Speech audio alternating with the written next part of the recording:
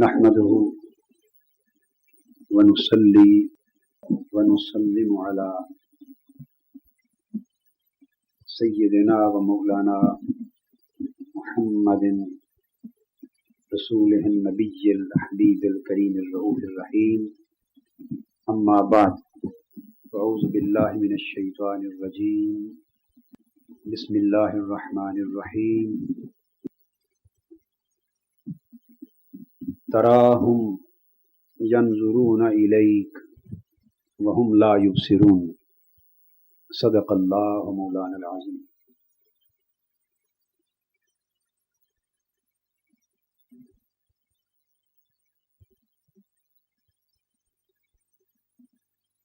محترم مشائخ و علماء کرام، معزز خواتین و حضرات اور عزیزان گرامی قدر، اللہ رب العزت کا شکر ہے جس کی توفیق سے ہمیں حضور نبی اکرم صلی اللہ علیہ وآلہ وسلم کی غلامی کی نسبت نصیب ہو گئی، اور شکر ہے اس ذات پاک کا جس نے پوری کائنات کو اور پوری انسانیت کو اور بالخصوص امت مسلمہ کو حضور نبی اکرم صلی اللہ علیہ وآلہ وسلم کے میلاد پاک کی نعمت عظمیٰ سے بہرہ یاب فرمایا۔ پھر اسی اللہ کا شکر ہے جس نے آج کی رات ہمیں حضور علیہ الصلوۃ والسلام کے میلاد پاک کی خوشی میں دور دور سے آنے، آقا کے میلاد پاک کی خوشی میں حضور کی نعتیں سننے اور رات آقا کے میلاد کی خوشی میں جاگ کر گزارنے کی توفیق مرحمت فرمائے۔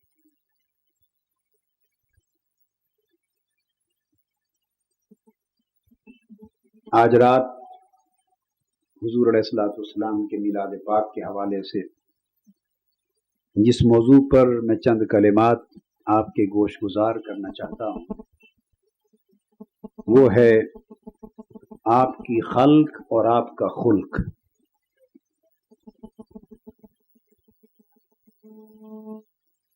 یعنی حضور نبی اکرم صلی اللہ علیہ وآلہ وسلم کی صورت اور آپ کی سیرت۔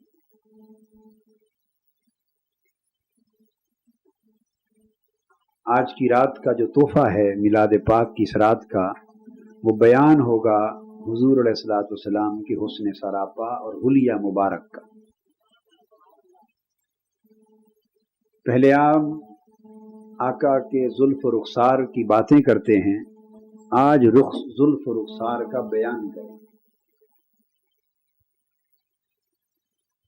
اپنے چشم تصور میں گم ہو کر آقا کے حسن سراپا کا نظارہ کریں۔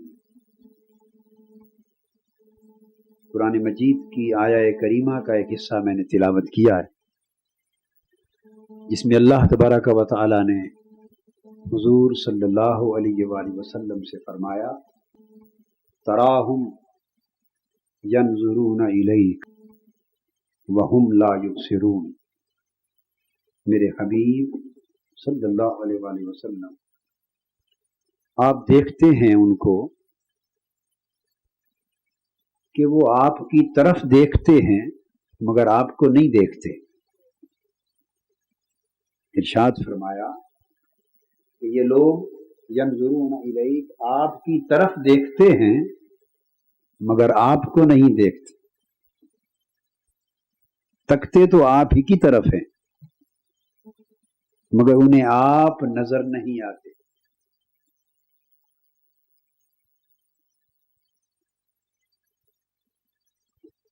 قرآن مجید نے اس آیت کریمہ میں بڑی خاص بات کہی، اور وہ خاص بات یہ ہے کہ حضور صلی اللہ علیہ وآلہ وسلم جب اس زمین پر تشریف لائے تو آپ کی طرف دیکھنے والی نگاہیں تو لاکھوں تھیں، آپ کی طرف دیکھنے والی نگاہیں تو لاکھوں تھیں مگر آپ کو دیکھنے والی نگاہیں بہت کم تھیں۔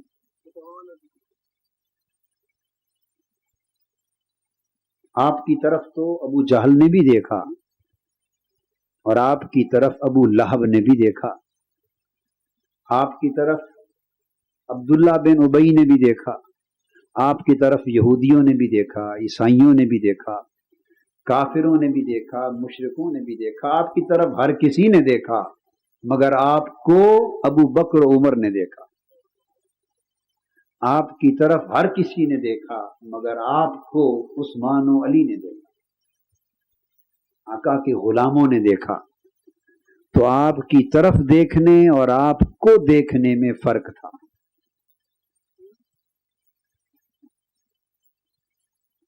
جو حضور علیہ الصلوۃ والسلام کی طرف دیکھتے رہے وہ آج تک جگڑتے پھرتے ہیں، جو حضور کی طرف دیکھتے رہے وہ آج بھی جگڑتے پھرتے ہیں، اور جنہوں نے حضور کو دیکھ لیا ان کی زبانیں بند ہو گئی،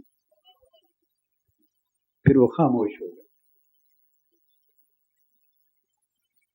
آج ہم ذکر یار کرتے ہیں اور پوچھتے ہیں ان سے جنہوں نے حضور کو دیکھا، جنہوں نے حضور صلی اللہ علیہ وآلہ وسلم کو دیکھا، کچھ ان سے پوچھتے۔ پہلی بات یہ ذہن نشین کر لیجئے، عقیدے کے طور پر ائمہ کرام، محدثین، فقہا اور بزرگان دین فرماتے ہیں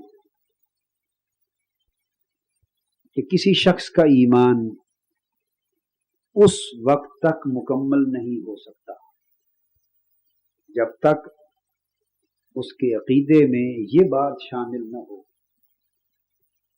کہ جیسے حضور علیہ الصلوۃ والسلام کے باطن جیسا کوئی نہیں، اسی طرح اس کائنات میں آقا کے ظاہر جیسا بھی کوئی نہیں۔ جیسے آقا کا باطن اپنے کمالات میں نقطۂ کمال پر ہے اور اس کی کوئی مثال نہیں، اسی طرح حضور علیہ الصلوۃ والسلام کا ظاہر اپنے حسن و جمال میں بھی نقطۂ کمال پر ہے اور اس کی دنیا میں کوئی مثال نہیں۔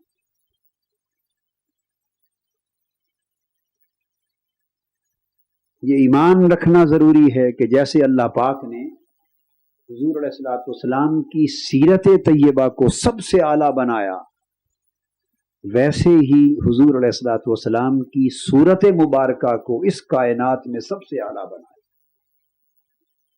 نہ کائنات ہست و بود میں کسی کی سیرت حضور کی سیرت جیسی ہے، اور نہ کائنات حسن و جمال میں کسی کی صورت آقا کی صورت جیسی،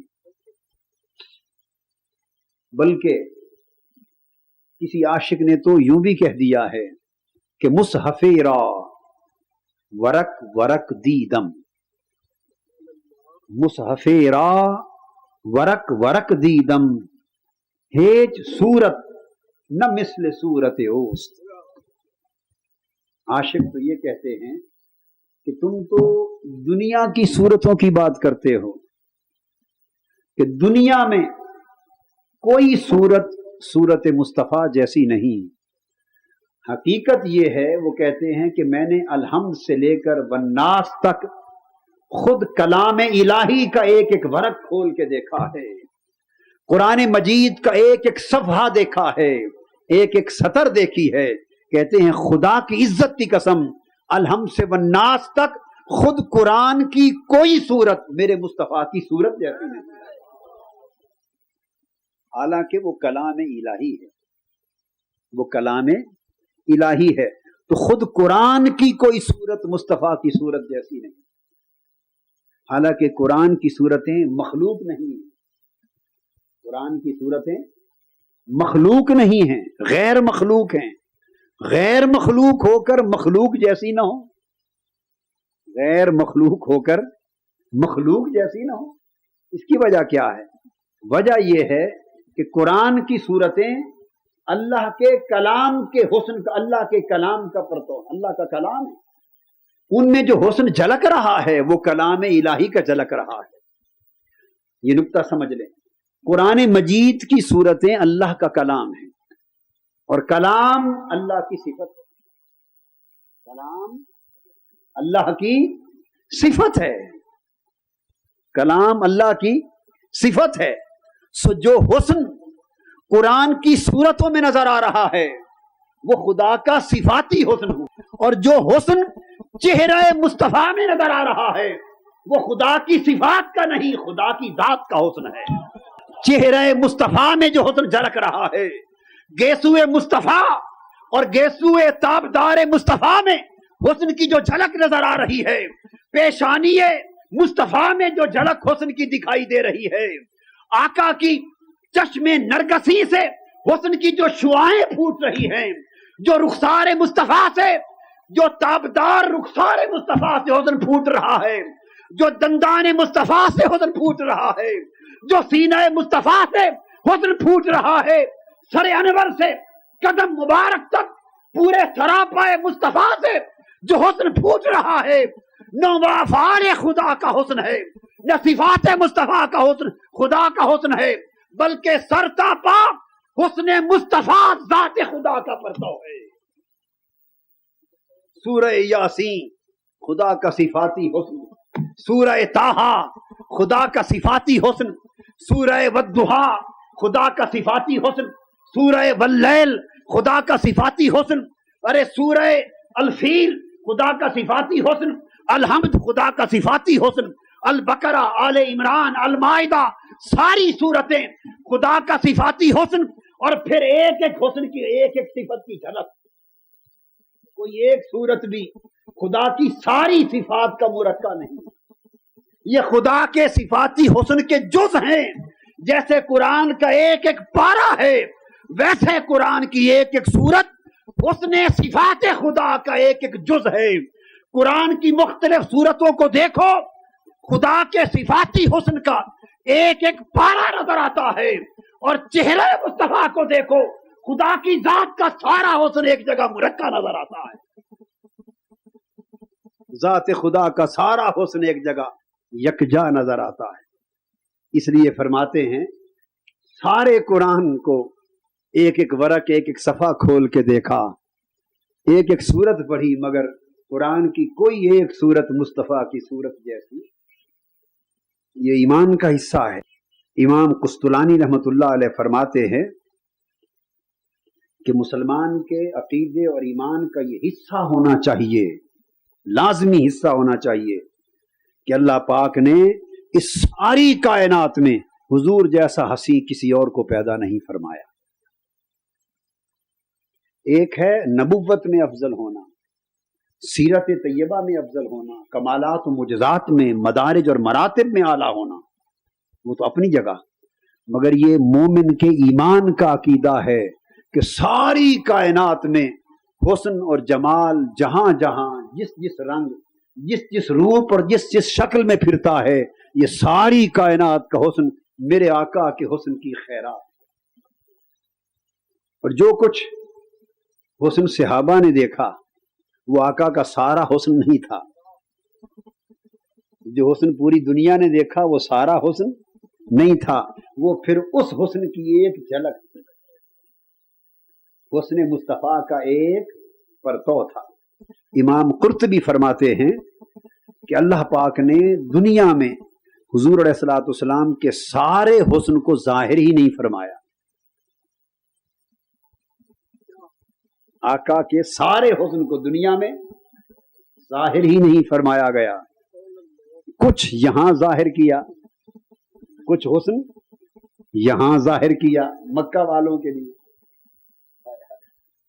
کچھ حسن مکہ والوں کے لیے ظاہر کیا، کچھ اور پردے مدینہ والوں کے لیے اٹھا دیے، کچھ حسن کے اور پردے، حسن پر سے پردے معراج کی رات بیت المقدس میں اٹھا دیے، کچھ پردے سدرۃ المنتہا میں کھڑے ہو کے دیکھنے والوں کے لیے اٹھا دیے. مگر سارا حسن آقا کا فرش سے لے کے عرش تک کبھی بھی ظاہر نہیں کیا. یعنی حقیقت یہ ہے کہ آقا کا سارا حسن ایک ہی بار رب کائنات نے نکھارا ہوگا، اور وہ کب؟ جب کعبہ کو حسین پر اپنے سامنے بٹھایا ہوگا.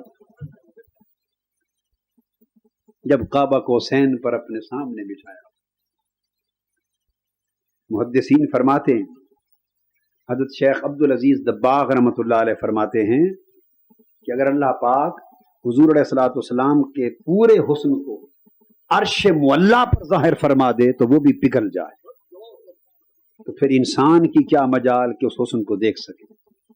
اگر پورا حسن کامل آقا کا عرش معلیٰ پر ظاہر فرما دیا جاتا تو عرش الہی بھی پگھل جاتا.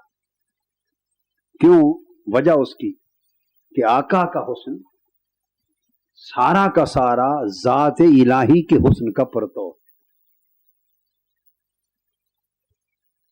پھر شاہ ولی اللہ محدث دہلوی رحمۃ اللہ علیہ فرماتے ہیں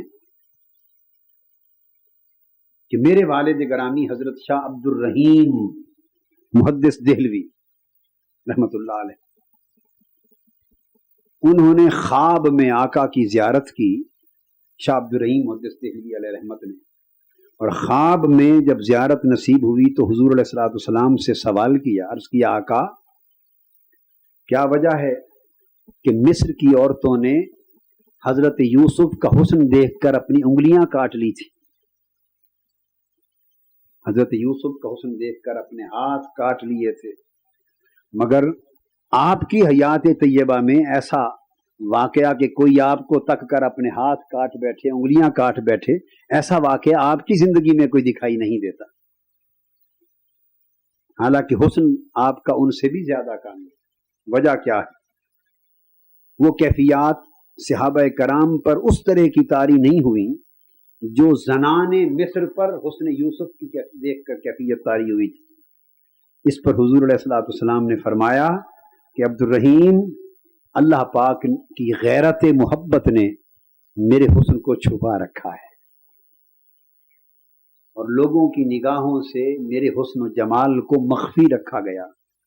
اگر وہ ظاہر کر دیا جاتا تو ساری خدائی اور ساری دنیا بے خودی اور غشی میں مبتلا ہو جاتی اور دیکھنے والے عمر بھر کبھی ہوش میں نہ آتے.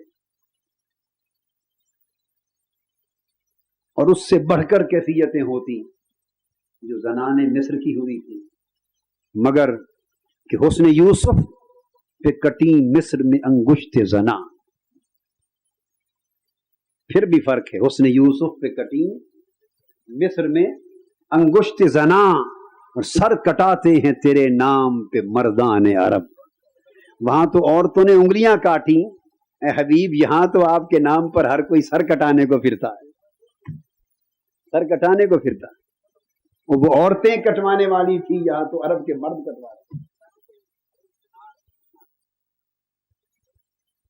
وہاں کٹ گئیں اور یہاں بڑھ بڑھ کے کٹا رہے.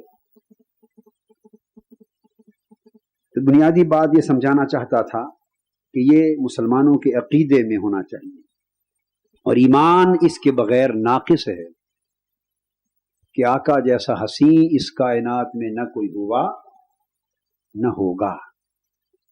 اور ظاہری حسن و جمال میں بھی اللہ پاک نے حضور علیہ الصلوۃ والسلام کو بے مثال بنایا.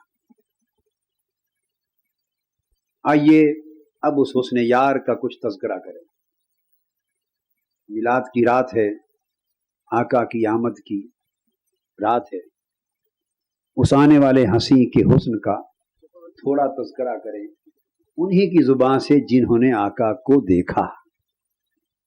کیا دیکھا؟ وہی حسن کا ایک پرتو ہی دیکھا. امام نبھانی فرماتے ہیں کہ سیدنا فاروق اعظم رضی اللہ تعالیٰ عنہ اور سیدنا علی شیر خدا رضی اللہ تعالیٰ عنہ دونوں اپنے زمانے میں حضرت خواجہ اویس کرنی رضی اللہ تعالیٰ عنہ کو ملنے کے لیے گئے. سیدنا فاروق اعظم کا زمانہ تھا، دونوں جلیل القدر صحابی سیدنا اویس کرنی رضی اللہ تعالیٰ عنہ کو ملنے گئے. ان کے اصل گاؤں میں قرن میں ملاقات ہوئی، بیٹھے رہے، حضور علیہ الصلوۃ والسلام کا تذکرہ ہوتا رہا. اویس کرنی نے فرمایا، کہا کہ مجھے کچھ حضور کی باتیں سناؤ. کچھ یار کی باتیں سنتے رہے، سنتے رہے، سنتے رہے. سنتے سنتے وہ کیف میں آ گئے. حضرت خواجہ اویس کرنی، اور کیف میں آ کر پوچھنے لگے اے حضرت عمر، اے حضرت علی، ایک بات تو بتائیں، کیا تم نے کبھی حضور کو دیکھا؟ باتیں حضور کی سن رہے ہیں، معلوم ہے کہ آقا کے صحابی ہیں، عمر بھر آقا کے ساتھ رہے، جہاد کیے، غزوات میں رہے، ہجرتیں کی، آقا کے ساتھ حیات زندگی گزار دی، اور حضور علیہ السلام ہی کا ذکر سنتے رہے۔ کچھ مکے کی باتیں سناؤ، کچھ مدینے کی باتیں سناؤ، سفر و حضر کی سنتے رہے تذکرہ۔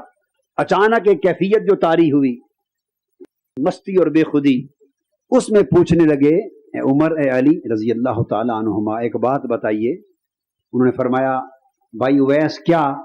عرض کیا آپ نے کبھی حضور کو دیکھا؟ وہ فرمانے لگے ہاں، ابھی سارا ذکر تو انہی کا کر رہے ہیں آپ، ساری زندگی تو حضور کو دیکھتے رہے۔ حضرت اویس کرنی رضی اللہ تعالیٰ عنہ مسکرا دیے اور مسکرا کے عرض کرنے لگے جو کچھ آپ دیکھتے تھے وہ تو حضور کے حسن کا پرتو تھا، وہ تو ایک سایہ تھا، اصل حسن کا پیکر تو رب نے دکھایا ہی نہیں کسی کو۔ اصل پیکر حسن، اصل مرقع حسن تو رب نے دکھایا ہی نہیں، کیوں کہ کسی کو تاب نظارہ ہی نہ تھا۔ آئیے اب ان سے ذکر پوچھیے، اب چشم تصور میں صحابہ کرام کی زبان ہوگی، وہ آقا کے حسن سراپا کو بیان کریں گے۔ میں تو ناقل ہوں، فقط ان کے حوالے سے جو کچھ جمع کیا ہے وہ آپ کو بتاتا جاؤں گا، آپ چشم تصور میں ایک نقشہ قائم کرتے جائیں گے آج کی رات، تاکہ اس تصور میں یہ باقی جو گھڑیاں ہیں اس تصور میں بیت جائیں، اس تصور میں، چلو خواب میں نہ صحیح، آج خیال میں ہی آ جائیں۔ کچھ تو وہ ہیں جن کی بیداری میں آ جاتے ہیں، کچھ تو وہ ہیں جن کی بیداری میں آتے ہیں، بعضوں کے خواب میں آتے ہیں، مگر آج جتنے بیٹھے ہیں ان سب کے خیال میں تو آ جائیں گے، اور خیال میں آ جائیں تو بات آگے بھی بڑھ جائے، خیال میں آ جائیں تو بات آگے بھی بڑھ جائے۔ حضرت علی شیر خدا رضی اللہ تعالیٰ عنہ بیان کرتے ہیں کہ حضور صلی اللہ علیہ وآلہ وسلم کا قد مبارک میانہ تھا۔ بیان تو حضرت علی فرما رہے ہیں، میں تو آپ کو سنا رہا ہوں، آپ کو سنا رہا ہوں۔ اور آخر پہ اس حدیث اور روایت کے آخر میں آتا ہے کہ یہ سیدنا علی شیر خدا جب بیان کرتے تو نعت حضور کی نعت کرتے، یہ حضور کی نعت کا بیان کرتے۔ تو آج نثر میں نعت ہے حضرت علی شیر خدا کی کہی ہوئی، نثر میں نعت ہے حضرت علی شیر خدا کی، سنا میں رہا ہوں، نقشہ اور خیال آپ بناتے چلے جائیں۔ ہماری بہنیں بھی ایسے ہی کریں، تصور پختہ کریں۔ فرماتے ہیں کہ آقا کا قد مبارک میانہ تھا، نہ زیادہ لمبے تھے نہ پست یعنی چھوٹے قد کے تھے، میانہ قامت تھے، اور آپ کی زلفیں گیسو، نہ بالکل پیچدار تھے، بہت زیادہ گھنگریالے بھی نہ تھے، اور بالکل سیدھے بھی نہ تھے، قدرے گھنگریالے، قدرے گھنگریالے۔ اور ایک حدیث میں پھر ایسا آتا ہے، وہ جو کنڈل والی زلفیں تھیں، قدرے گھنگریالے گیسو، تو کنگھی کے بغیر کنڈل بن جاتے تو یوں ہی رہنے دیتے، کنڈل بن جاتے تو کانوں کی لو تک گیسو آ جاتے، اور اگر کنگھی کر دیتے تو کبھی شانوں کو بوسہ لینے لگ جاتے، شانوں کو بوسہ لینے لگ جاتے، قدرے گھنگریالے تھے، جسم اطہر پورا جسم پاک، فربا نہ تھا، اس پہ موٹاپا نہ تھا، چہرہ پاک بالکل گول نہ تھا، بلکہ اس میں قدرے گولائی تھی، قدرے گولائی تھی، ہائے ہائے، اور رنگ چمکدار تھا، سفید تھا، سرخی مائل تھا، رنگ چمکدار تھا، سفید تھا، سرخی مائل تھا، اور چشمان مقدس، یہ چشم نرگسی آنکھیں نہایت سیاہ تھیں، اور حضور کی پلکیں دراز لمبی تھیں، ہائے ہائے، پلکیں لمبی تھیں۔ اور یہاں ایک بات کہہ دوں، سیدنا سلیمان علیہ السلام نے اپنے صحیفے میں جو غزل الغزلات کے نام سے آج بھی بائبل میں ہے، بائبل میں آج بھی ہے، اس میں کسی نے ان سے پوچھا، اے حضرت سلیمان ذرا اپنے محبوب کی تعریف تو سنا، محبوب کی تعریف تو سنا۔ انہوں نے حضور صلی اللہ علیہ وآلہ وسلم کا حلیہ پاک بیان کیا، اور جب چشمان مقدس کے ذکر پر آئے تو فرمانے لگے کہ میرے محبوب کی آنکھیں ایسی ہیں جیسے دودھ کے سمندر میں کبوتر نہا کے بیٹھا ہو، گیسو ایسے ہیں، رخسار ایسے ہیں جیسے چمن کھل گیا ہو، زبان ایسی مٹھاس والی ہے، لب پھول کی پنکھڑیوں کی طرح بیان کرتے کرتے کرتے آخر پہ رہ نہ سکے، راز کھول دیا، فرمایا تمہیں نام بھی بتا دوں، میرے محبوب کا نام محمد۔ اب ترجمے اور کر دیے گئے، عبرانی زبان میں یہ موجود ہے۔ سیدنا علی شیر خدا رضی اللہ تعالیٰ عنہ فرماتے ہیں کہ پلکیں دراز تھیں، جوڑوں کی ہڈیاں جسیم تھیں، دونوں شانوں کی درمیانی جگہ، کندھوں کے جو پیچھے پشت کی طرف کندھوں کی درمیانی جگہ گہری نہ تھی بلکہ پرگوشت تھی، اور بدن اقدس پر زیادہ بال نہ تھے، سینہ مبارک سے لے کر ناف مبارک تک بالوں کی پتلی سی لکیر تھی، اور باقی سارا سینہ شفاف تھا۔ ہاتھ اور پاؤں مبارک پرگوشت تھے، اور چلنے کا یعنی انداز اور خرام ناز کا انداز یہ تھا کہ جب قدم رکھتے تو جما کے رکھتے، قوت کے ساتھ رکھتے، ایسا لگتا جیسے اونچائی سے، بلندی سے نیچی جگہ کی طرف اتر رہے ہیں۔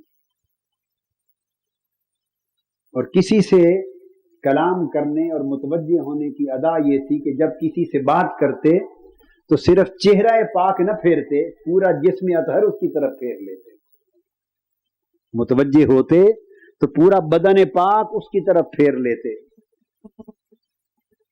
پھر آپ فرماتے ہیں کہ شانوں کے درمیان مہر نبوت تھی، آپ کا قلب اطہر سب سے زیادہ سخی تھا، اور کلام مبارک سب سے زیادہ سچا تھا، طبیعت مقدسہ سب سے زیادہ نرم تھی، نسب شریف سب سے زیادہ اعلیٰ تھا، اور کیفیت حسن یہ تھی کہ جو کوئی پہلی بار آپ کو دیکھتا آپ کے حسن کی وجہ سے مرعوب ہو جاتا، دور سے دیکھتا تو اس پر رعب اور دبدبہ طاری ہو جاتا، کپ کپی طاری ہو جاتی، اور قریب سے دیکھتا تو مانوس ہو جاتا، مانوس ہو جاتا۔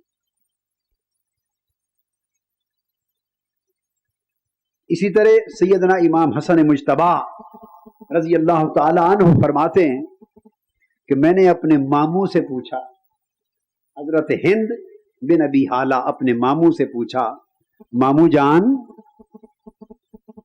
میں چھوٹا تھا اس وقت، حسن مجتبی فرماتے میں چھوٹا تھا، نانا جان کا حسن سراپا اور حلیہ پاک پوری طرح نقشہ نہیں، ذرا آپ مجھے سنائیں میرے نانا جان کا حلیہ پاک کیسا تھا، حسن سراپا کیسا تھا۔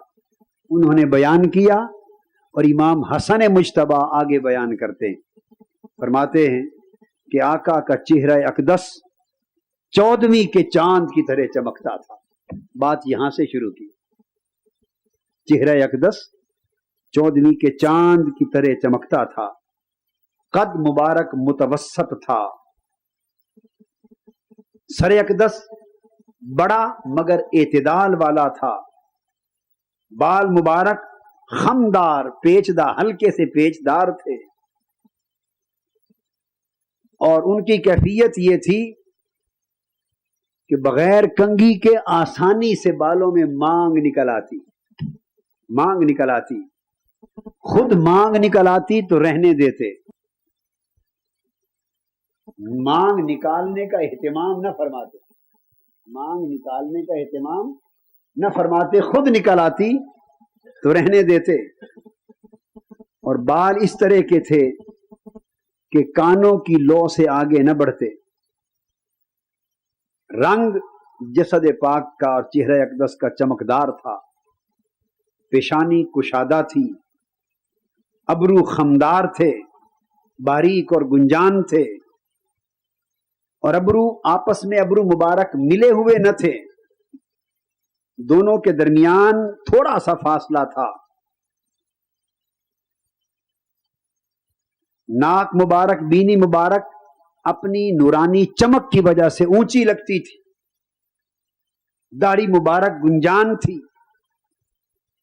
آنکھوں کی پتلی خوب سیاہ تھی. رخسار مبارک ہموار اور ہلکے تھے. دہن مبارک خوبصورت فراخ تھا. دندان مبارک آبدار موتیوں کی طرح تھے. سامنے کے دانتوں میں تھوڑا سا فاصلہ تھا. جب لب مبارک کھلتے تو نور کی شعائیں نکلتی. اور شعائیں نکلتی تو اندھیرے کمرے میں اجالے ہو جاتے. اور حضرت عائشہ صدیقہ فرماتی ہیں کہ میری سوئی گم ہو گئی تھی. آقا آئے, مجھے کوئی چیز دیکھتے ہوئے مسکرائے. جو مسکراہٹ سے آپ کے دندان مبارک کھلے اور دندان مبارک کے نور سے کمرہ روشن ہو گیا. اور اندھیرے میں گری ہوئی سوئی میں نے تلاش کر لی. اور فرماتے ہیں پھر آقا کی گردن مبارک خوبصورت تھی. باریک تھی. جیسے تصویر میں کسی موتی کو تراشا گیا ہو. گردن مبارک خوبصورت تھی. لمبی تھی. جیسے چاندی کی سراہی کا گلا تراشا گیا ہو. مختلف صحابہ بیان کرتے ہیں. کوئی کہتا ہے یوں تھی جیسے سراہی کی گردن چاندی سے ڈھالی گئی ہو. وہ خوبصورت بھی تھی. وہ سفید بھی تھی. تابدار بھی تھی. چمکدار بھی تھی. نرم اور ملائم بھی تھی. جیسے تصویر میں تراشی گئی. اور رنگ صفائی میں چاندی کی طرح سفید تھا اور چمکدار تھا, مگر نیرا سفید نہ تھا. اس میں سونے کی طرح سنہری جھلک تھی. اور یوں لگتا تھا جیسے چاندی پر سونے کا پانی چڑھا دیا گیا ہے. چاندی پر ہائے ہائے سونے کا پانی چڑھا گیا. کلائیاں دراز تھیں. ہتھیلیاں فراخ تھیں. ہاتھ پاؤں کی انگلیاں تناسب کے ساتھ لمبی تھیں. تلوے گہرے تھے. قدم ہموار تھے. ایسے ہموار کہ اگر پانی کے قطرے بھی گریں تو ڈھلک جائیں. چلتے تو قوت کے ساتھ قدم رکھتے. یوں لگتا جیسے بلندی سے نیچے اتر رہے. رفتار سبک رفتار تھے. آقا قدم کشادہ رکھتے. چھوٹے چھوٹے قدم نہ رکھتے. اور جب کسی کی طرف توجہ کرتے پورا جسم پاک اس کی طرف پھیر لیتے. نگاہیں شرم بھری تھی. اکثر نیچے رکھتے. نگاہیں جھکی رہتی. اور کسی کو آنکھ بھر کے نہ دیکھتے. آنکھ کے کونے سے تک لیتے. اور دیکھنے والوں کا اتنے میں ہی کام ہو جاتا. نہ آنکھ بھر کے آقا غلاموں کو دیکھتے. نہ آنکھ بھر کے غلاموں کو آقا کے چہرے پہ آنکھ ڈالنے کا ارادہ ہوتا. جب آقا کی نگاہ چکتی ابو بکر عمر تب دیکھ لیتے. اور آپ نے کسی کو دیکھنا ہوتا تو آنکھوں کے کنارے سے دیکھ لیتے. اور عادت مبارکہ یہ تھی کہ سلام میں پہل کرتے. اور چہرہ منہ مبارک دہن مبارک کھول کر نہ ہنستے، تبسم کرتے، ہمیشہ تبسم فرماتے۔ پھر آج کی رات، یہ 12 ربیع الاول کی صبح جب آقا کا تولد ہوا، میلاد پاک ہوا اور حضرت حلیمہ سعدیہ رضی اللہ تعالی عنہ پہنچی، وہ فرماتی ہیں کہ لوگوں میں تمہیں پہلے دیدار کا قصہ سنا۔ فرماتی ہیں میں مکہ معظمہ میں پہنچی، حضرت آمنہ رضی اللہ تعالی عنہ کے گھر میں جب اندر گئی تو میں نے دیکھا کہ میرے آقا سوئے ہوئے تھے، حضور کی ولادت ہو گئی ہے۔ حضرت حلیمہ سعدیہ پہنچی ہیں، فرماتی ہیں آپ سوئے ہوئے تھے، میری پہلی نظر جو حضور علیہ الصلوۃ والسلام پر پڑی، آپ کے حسن و جمال کی کیفیت دیکھ کر مبہوت ہو گئی، حیرت زدہ رہ گئی، حیرت کے سمندر میں ڈوب گئی، مگر حسن اتنا پرکشش تھا کہ میں آپ کے قریب آ گئی، میں نے آپ کے سینہ اقدس پر ہاتھ رکھا، بس ہاتھ رکھنے کی دیر تھی، چشمان اقدس کھل گئی اور مجھے تک کر میرے محبوب ہنسنے لگے، مسکرانے لگے، آنکھیں کھل گئیں، مسکرانے لگے، اور آپ نے ایک مسکراہٹ سے فرماتی ہیں خدا کی عزت کی قسم میں نے دیکھا ایک نور اٹھا اور دیکھتے ہی دیکھتے زمین سے آسمان تک پوری فضا حسن مصطفیٰ کے نور سے معمور ہو گئی۔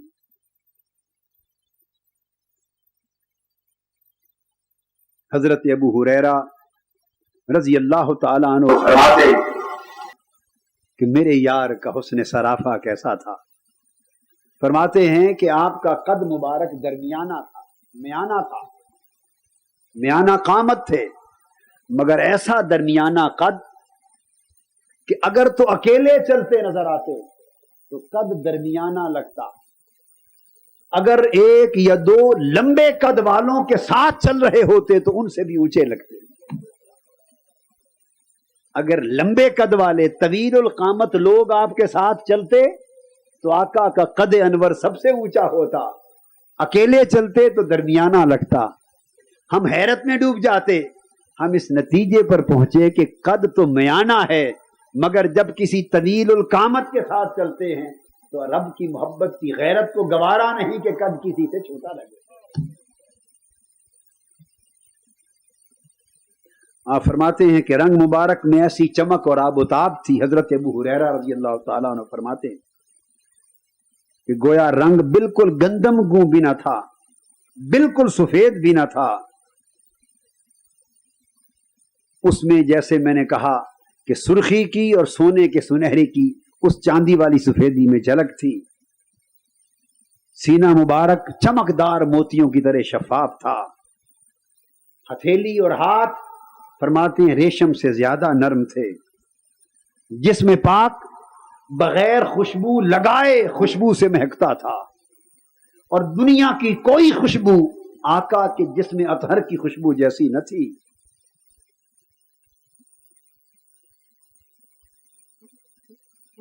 حضرت کعب بن مالک رضی اللہ تعالیٰ عنہ فرماتے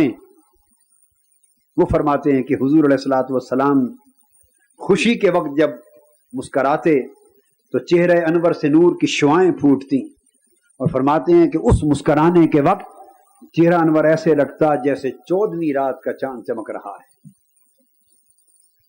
اور ہم اس چمک سے آپ کی اندر کی خوشی کی حالت کو پہچان جاتے۔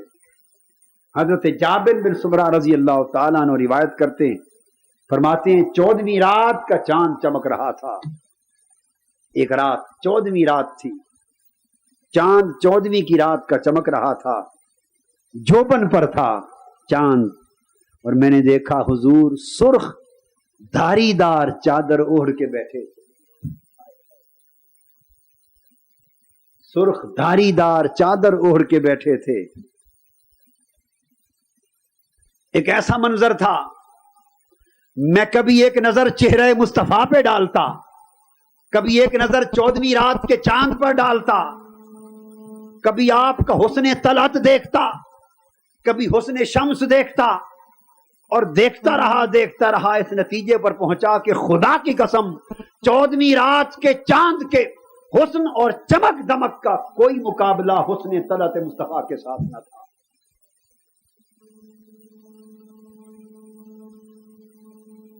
سیدنا ابو بکر صدیق رضی اللہ تعالیٰ عنہ سے پوچھیں کچھ آپ بھی تو بتائیں نا یار کا حسن کیسا تھا. فرماتے ہیں کہ حضور کا چہرہ انور 14ویں رات کے چاند کی طرح ایک دائرے کی مانند نظر آتا تھا. اور ایک صحابی کہتے ہیں کہ جو نظر آپ کے چہرے پر پڑتی تو یوں لگتا کہ ابھی سورج طلوع ہوا. فرماتے ہیں آپ کا سایہ مبارک نہ تھا عبداللہ ابن عباس رضی اللہ تعالیٰ عنہ، مگر جب سورج کے سامنے کھڑے ہوتے تو آپ کی نورانیت سورج کے نور پر چھا جاتی. جب 14ویں رات کا چاند ہوتا اور چاندنی رات میں چاند کے سامنے کھڑے ہوتے آپ کی نورانیت چاند پر بھی چھا جاتی. اور پسینہ جب آپ کے چہرے اقدس پر آتا، حضرت عائشہ صدیقہ رضی اللہ تعالیٰ عنہ فرماتی کہ پسینے کے قطرے یوں لگتے جیسے تابدار موتی نیچے ٹھلک رہے ہیں، اور ان میں خوشبو کا یہ عالم ہوتا کہ جو کوئی آقا کے پسینے پاک کے قطرے سنبھال کے لے جاتا عمر بھر نہ اس کے وجود سے خوشبو ختم ہوتی نہ اس کی نسل سے ختم ہوتی. حتیٰ کہ حضرت ابو ہریرہ رضی اللہ تعالیٰ عنہ فرماتے ہیں کہ ایک دن حضور علیہ الصلوۃ والسلام تشریف فرما تھے. ایک شخص آقا کی بارگاہ میں آیا، اس نے عرض کیا آقا میری بیٹی کی شادی ہے، مجھے کوئی اپنا تحفہ عنایت فرما دیں، میری مدد ہو جائے، کوئی چیز عنایت فرما دیں. آپ نے فرمایا کل آنا، ایک کھلے منہ والی بوتل بھی لانا اور ایک لکڑی کا ٹکڑا بھی لانا. حضرت ابو ہریرہ رضی اللہ تعالیٰ عنہ فرماتے ہیں دوسرے دن وہ شخص آیا، کھلے منہ والی بوتل لایا، لکڑی کا ٹکڑا لایا. آقا اس وقت پسینے میں تھے، ہم دیکھ رہے تھے کہ آقا کیا کرتے ہیں. آقا نے بوتل اپنی کوہنی کے نیچے رکھ لی، لکڑی کے ٹکڑے سے پسینہ اپنے بازو مبارک کا اس طرح اتار کر بوتل میں ڈالتے رہے اور کافی سارا پسینہ مبارک اس بوتل میں ڈال دیا. بوتل سے خوشبو کے ہلے پھوٹنے لگے، فضائیں مہک سے معطر ہو گئیں. آقا نے فرمایا یہ تحفہ بیٹی کی شادی کے لیے لے جاؤ اور بیٹی کو یہ تحفہ میری پسینے کی خوشبو کا لگا دینا. صحابہ کہتے ہیں کہ وہ لوگ آقا کا پسینہ مبارک لے گئے، بیٹی ان کی صاحبزادی کی شادی ہوئی، اس نے اپنے بدن پر پسینہ مصطفیٰ کے چند قطرے اس لکڑی سے لگا لیے. کہتے ہیں خدا کی قسم سارے محلے کی ہوائیں ایک عجیب خوشبو سے مہک اٹھی. جب تک وہ عورت زندہ رہی وہ آقا کے پسینے کی خوشبو لگاتی رہی. سارے شہر مدینہ میں خوشبو کی مہک آتی رہی. پھر اس عورت کے بدن سے بچہ پیدا ہوا، پھر اس کی بیٹی پیدا ہوئی، وہ خوشبو اس کے بیٹوں میں آ گئی، اس کی بیٹیوں میں آ گئی، اس کے بیٹے بیٹیوں کے پھر اس کے پوتے نواسے پیدا ہوئے. اہل مدینہ نے دیکھا کہ دیکھنے والے جب تک زندہ رہے پسینہ مصطفیٰ کی خوشبو اس کی نسل میں چلتی رہی.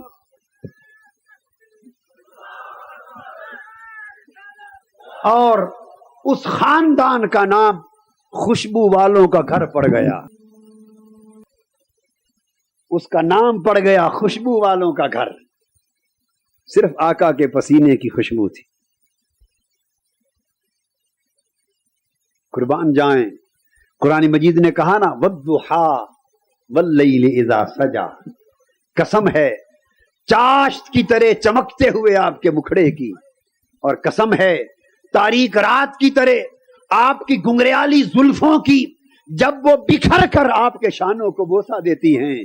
حضرت عائشہ صدیقہ رضی اللہ تعالی عنہا اس والضحیٰ کے چہرے کا کالی کملی کے ساتھ موازنہ کرتی ہیں. فرماتی ہیں ایک دن کسی نے کالی چادر ہمارے آقا کو تحفہ لا کے دی. آقا کالی رنگ کی چادر لے کر اندر آئے اور وہ چادر حضور علیہ الصلوۃ والسلام نے زیب تن فرمائی. قربان جائیں، زیب تن فرمائی اور حضرت عائشہ صدیقہ رضی اللہ تعالی عنہا فرماتی ہیں آقا نے چادر کالی چادر اوڑھ رکھی تھی اور مجھے فرمانے لگے عائشہ دیکھو یہ چادر کیسے لگتی ہے. عائشہ رضی اللہ دیکھو یہ چادر کیسے لگتی. میں نے عرض کیا حضور بڑی خوب ہے. چہرے کی سفیدی اس کالی چادر سے دوبالا ہو رہی ہے اور کالی چادر کی سیاہی نے چہرے کی سفیدی کو دوبالا کر دیا. آقا دو جہاں کے حسن کا. بلکہ حضرت برار رضی اللہ تعالیٰ عنہ فرماتے ہیں کہ کبھی کبھی جب آقا دھاری دار چادر اوڑھتے، یمن کی دھاری دار چادر اوڑھتے، کبھی آقا کی زلفیں بکھری ہوتی. فرماتے ہیں میں نے کوئی حسین زلفوں والا اور سرخ جوڑے والا آج تک اتنا حسین نہیں دیکھا جیسے آقا کو دیکھا. اور پھر رات جب اندھیرا ہوتا تو حضرت عائشہ صدیقہ رضی اللہ تعالیٰ عنہ فرماتی کہ رات کے اندھیرے میں اچانک جب آقا کمرے میں داخل ہوتے فرماتی اللہ کی عزت کی قسم آپ کے چہرہ پاک کے حسن کے پرتو سے، جمال سے، نور سے میں سوئی میں دھاگا ڈال لیتی تھی. رات محفل میں تیرے حسن کے شعلے کے حضور، رات محفل میں تیرے حسن کے شعلے کے حضور، چاند کے رخ پہ جو دیکھا تو کوئی نور نہ تھا. وہ چاند کو دیکھتے کبھی حضور کو دیکھتے، جب موازنہ کرتے تو چاند کے رخ پہ جو دیکھا تو کوئی نور نہ تھا. چاند بے نور نظر آتا. حسن کے سارے جلوے آقا کی ذات پاک نے سمو دیے گئے تھے. ہر پہلو سے اتنے حسین کہ عشاق نے کہا حسن یوسف دم عیسیٰ ید بیضا داری، آنچ خوباں ہمہ دارند تو تنہا داری. پھر صحابہ کرام کہتے ہیں، حضرت انس رضی اللہ تعالیٰ عنہ راوی کہ حضور علیہ الصلوۃ والسلام جس سے مصافحہ فرماتے، خلق اور خلق میں نے بتایا نا، صورت و سیرت، جس سے مصافحہ فرماتے خود پہلے ہاتھ بڑھاتے، خود سلام کرتے، اور جس کے ہاتھ سے آقا کا ہاتھ مس ہو جاتا سارا دن اس کے ہاتھ سے خوشبو نہ جاتی. پورا دن اس کے ہاتھ سے خوشبو آتی رہتی. اور کسی بچے کے سر پہ ہاتھ رکھ دیتے تو مدتوں تک اس کے سر اور اس کے بالوں سے خوشبو آتی رہتی.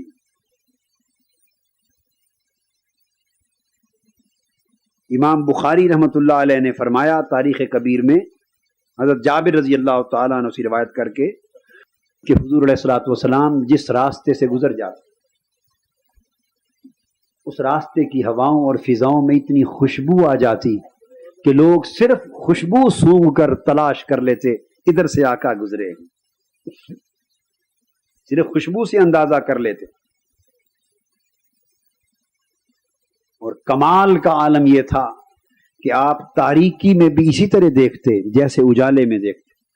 پھر نگاہوں کی بصارت کا یہ عالم، اندھیرے میں اسی طرح دیکھتے جیسے روشنی میں دیکھتے، دور سے اسی طرح دیکھتے جیسے قریب سے دیکھتے، اور آقا پیچھے سے بھی اسی طرح دیکھتے، پشت کے پیچھے جیسے چہرہ پاک کے سامنے سے دیکھتے. مدینہ میں ہیں، حبشہ میں نجاشی کا جنازہ اٹھتا ہے، شہر مدینہ میں ہیں، 1000 میلوں کی مسافت ہے مگر اس کا جنازہ دیکھ کر نماز پڑھا رہے ہیں.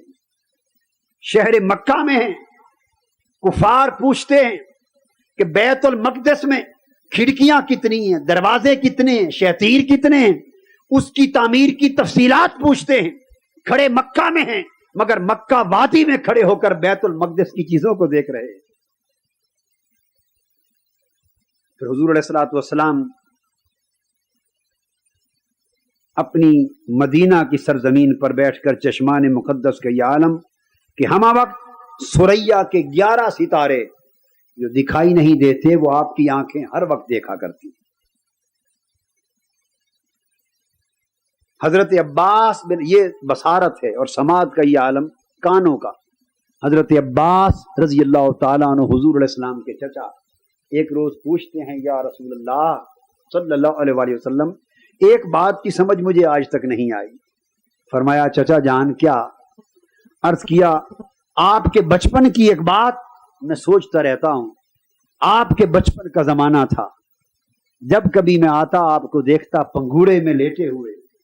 آپ پنگوڑے میں لیٹتے لیٹتے کبھی اپنے ہاتھوں کو اور انگلی کو آسمان کی طرف ہلاتے. میں اپنی آنکھوں سے دیکھتا جدھر جدھر آپ کی انگلی ہلتی چاند بھی اس کے ساتھ ساتھ دوڑتا رہتا. تو بچپن میں چاند آپ کی انگلی کے اشارے سے کھیلتا تھا. آج تک میری سمجھ میں نہیں آیا کہ ماجرا کیا ہے. آپ نے فرمایا چچا عباس آپ میری انگلی کے اشارے پر چاند کے کھیلنے پر تعجب کرتے ہیں. میں اس سے عجیب تر بات آپ کو بتاتا ہوں. وہ میرے پنگوڑے کا واقعہ تھا. خدا کی عزت کی قسم میں جب اپنی والدہ کے پیٹ میں تھا تو لوح پر جب قلم چلتا تھا قلم پر چلنے کی آواز میں پتن آمنہ میں سنتا تھا.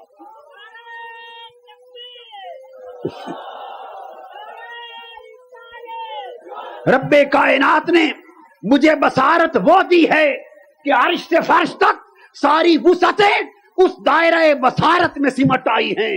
رب کائنات نے مجھے سماعت وہ دی ہے کہ فرش سے عرش تک ساری آوازیں اس دائرہ سماعت میں آ گئی ہیں. رب کائنات نے میرے ہاتھوں کو قوت وہ دی ہے کہ سورج ڈوب جائے ہاتھ کا اشارہ ہو تو ڈوبا سورج پلٹ آئے. چاند چمک رہا ہو انگلی کا اشارہ ہو چاند کا سینہ چر جائے. پتھر کسی کی ہتھیلی میں بند ہو انگلی کا اشارہ کروں پتھر کو زبان مل جائے.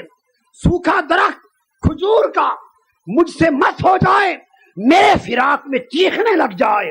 سینے سے ملا لوں سسکیاں لے لے کر چپ کر جائے.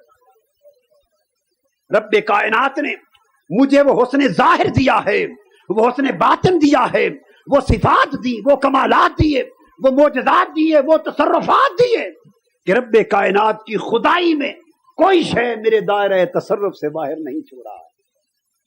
مجھے اس نے حسین بنایا جمیل بنایا اکمل بنایا. حضور نبی اکرم صلی اللہ علیہ وآلہ وسلم کہ انہی خزائل پاک میں اور خلق پاک میں جیسا خلق جیسی خلق صورت پاک ویسا خلق سیرت پاک. اللہ پاک نے فرمایا انک لعلی خلق عظیم. میرے حبیب آپ کا خلق بھی بڑا اونچا ہے آپ کا خلق بھی بڑا اونچا ہے. حضرت عائشہ صدیقہ رضی اللہ تعالیٰ عنہا فرماتی ہیں کسی نے پوچھا کہ حضور کی سیرت تو بیان کریں. حضور کی کوئی ساری زندگی آقا کی سیرت پر خطاب کرے اور کروڑہ عالم اور محقق آقا کے خلق اور سیرت پر کتابیں لکھیں ہر شے لکھ لکھ کر سمندر سیاہی بن کے ختم ہو جائیں مگر وہ سیرت بیان نہیں ہو سکتی جو حضرت عائشہ صدیقہ رضی اللہ تعالی عنہا نے ایک جملے میں خلق مصطفیٰ بیان کر دیا. پوچھا حضور کی سیرت کیا تھی فرمایا قرآن. سبحان اللہ. اگر آقا کی سیرت دیکھنا چاہتے ہو قرآن کو دیکھ لو. فرمایا خدا کی قسم قرآن اللہ کا کلام ہے اس میں جس شے پر ناراضگی آئی ہے حضور اسی بات پر ناخوش ہوتے. جس شے میں قرآن خوش ہوتا ہے حضور اسی بات پر خوش ہوتے. گویا میں ایک بڑی خاص بات بتا رہا ہوں. قرآن کی ناراضگی کیا قرآن کی اپنی ناراضگی ہے؟ قرآن تو کلام الہی ہے. اگر قرآن کسی بات پر ناراضگی ظاہر کرتا ہے تو اس کا مطلب ہے کون ناراض ہوا؟ اس بات پر اللہ ناراضگی ظاہر فرما رہا ہے. قرآن کسی بات پر خوشی بیان کرتا ہے تو کون خوش ہوا؟ اس بات پر اللہ خوش ہوا. قرآن کی ناراضگی اللہ کی ناراضگی قرآن کی خوشی اللہ کی خوشی. اور حضرت عائشہ صدیقہ رضی اللہ تعالیٰ عنہ فرماتی خدا کی قسم جس بات پر قرآن خوش ہوتا حضور اسی پر خوش ہوتے.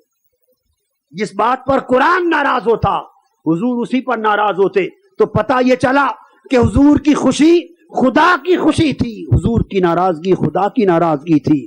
تو گویا اگر کسی کو یہ جاننا ہو اگر کسی کو یہ جاننا ہو کہ خدا کا خلق کیا ہے کسی کو یہ جاننا ہو کہ خدا کا خلق کیا ہے؟ تو خدا کو تو کوئی دیکھ نہیں سکتا، خدا کو تو کوئی دیکھ نہیں سکتا۔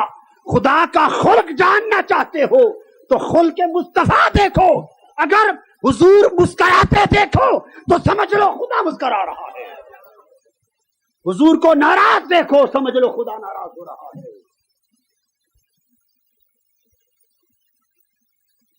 حضور کسی شے کو دے رہے ہوں، کسی کو دیتے دیکھو سمجھ لو خدا ہاتھ بڑھا رہا ہے۔ حضور کسی پر غضبناک ہو رہے ہوں سمجھ لو خدا غضب فرما رہا ہے۔ خلق مصطفیٰ خلق خدا ہے۔ حضرت عائشہ صدیقہ رضی اللہ تعالیٰ عنہ نے یہی نقطہ سمجھا دیا۔ ایک پردے میں بات کی، اس لیے پردے میں بات کی کہ ساری بات سمجھنے والے لوگ تھے، صحابہ کرام سمجھنے والے تھے۔ فرمایا کان خلقہ القرآن، ان کا خلق قرآن، ان کا خلق، اور قرآن کیا ہے؟ کلام الہی، اللہ کی صفت ہے، اللہ کی صفت ہے۔ تو گویا ام المومنین نے فرمایا لوگو مجھ سے حضور کی صفت پوچھتے ہو، حضور کی صفت خدا کی صفت تھی۔ مزاج مصطفیٰ مزاج خدا تھا، مزاج مصطفیٰ مزاج مصطفیٰ خدا نہ تھے، مگر مصطفیٰ کا مزاج مزاج خدا تھا۔ خلق مصطفیٰ خلق خدا تھا، عطائے مصطفیٰ عطائے خدا تھی، رضائے مصطفیٰ رضائے خدا تھی۔ خدا کی رضا چاہتے ہیں دو عالم، خدا چاہتا ہے رضائے محمد۔ حضرت آمنہ رضی اللہ تعالی عنہا سے پوچھتے ہیں، فرماتی ہیں جب میرے آقا، تو ان کے بیٹے بھی ہیں اور آقا بھی ہیں، ساری کائنات کے جو آقا ہوئے، جی فرماتی ہیں جب حضور علیہ السلام پیدا ہوئے آپ کے دونوں ہاتھ زمین کی طرف کھلے ہوئے تھے، سر آسمان کی طرف اٹھائے ہوئے تھے، اور صبر کی کیفیت زندگی میں یہ تھی کہ لوگوں کے ایذا دینے پر سب سے زیادہ صبر کرنے والے تھے۔ حضرت آمنہ جو بیان فرما رہی ہیں تو حضور کی کس عمر تک آپ کو دیکھا ہے؟ ان کی جوانی تک تو وہ زندہ ہی نہیں تھی۔ عمر کیا تھی جب ان کا وصال ہو گیا؟ بولیے 6 سال۔ 6 سال کی عمر میں ان کا، وہ جو سیرت بیان کر رہی ہیں کہ لوگ بڑی ایذا بھی دیتے تو ہر ایک کی ایذا پر بھی صبر کرتے، یہ سیرت کب کی تھی؟ 6 سال کی عمر کی تھی۔ 6 سال کا ایک بچہ ہوتا ہے، چھوٹا بچہ، آپ اپنے سب ہماری مائیں بہنیں بیٹھی ہیں، ذرا 6 سال کی عمر تک بچوں کے حالات کا جائزہ لے لیں۔ ہر عورت آتی دم کر دیں بڑا شرارت کرتا ہے، بڑا تنگ کرتا ہے، بڑا روتا ہے، ہر وقت تنگ کرتا ہے، ہر وقت روتا ہے۔ تو چھوٹے بچوں کی اس عمر میں تو حال ہی یہ ہوتا ہے، مگر اس عمر کا خلق یہ ہے کہ فرماتی ہیں کہ ایذا دینے پر بھی صبر کرتے۔ قربان جائیں کہ یہ ایسا خلق تھا کہ خلق کامل لے کے ہی پیدا ہوئے، اور سب سے بڑھ کر حلیم تھے۔ کوئی برائی سختی کرتا درگزر فرماتے، کوئی بدسلوکی کرتا تو حسن سلوک کرتے۔ یہ بچپن کا عالم تھا۔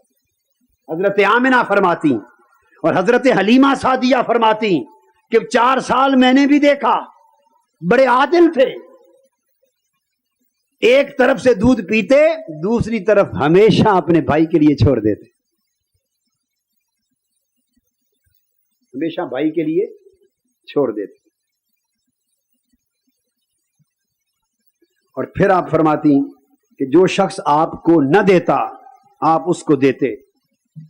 سبحان اللہ۔ جو شخص آپ کو نہ دیتا آپ اسے دیتے، جو آپ پر ظلم کرتا آپ اس سے درگزر کرتے، رحم فرماتے، اور جو 2 کام ہوتے تو ان میں سے آسان کو اختیار فرماتے، اور اپنی ذات کے لیے کبھی انتقام نہ لیتے، اپنی ذات کے لیے کبھی انتقام نہ لیتے، حتیٰ کہ جب احد کے دن آپ پر پتھر مارے گئے اور آپ کے دانت مبارک کا کنارہ شکستہ ہو کر گر گیا، ٹوٹ گیا، تو اس وقت بھی آقا نے دانت مبارک شہید کروا کے بھی اللہ کی بارگاہ میں عرض کیا، مولا میری قوم کو ہدایت دے، انہیں میرے مقام کی خبر نہیں، مجھے پہچانتے نہیں۔ فرماتے ہیں کہ آپ نے اپنے ہاتھ سے کبھی کسی آدمی یا جانور کو نہ مارا سوائے جہاد کے، اپنے ہاتھ سے کبھی کسی کو نہ مارا، زندگی میں عورت کو نہ پیٹا، قربان جان، زندگی میں عورت کو نہ پیٹا، اور زندگی میں کسی خادم کو نہ مارا۔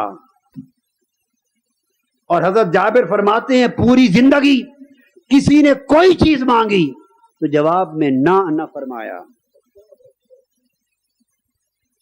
کمزور آتے تو ان کا بوجھ اٹھا لیتے، مانگتا اسے دے دیتے، مہمان آتا اپنے ہاتھ سے میزبانی کرتے، اور لوگ معاملات میں آپ کی خدمت میں آتے خود اپنے ہاتھوں سے مدد فرماتے۔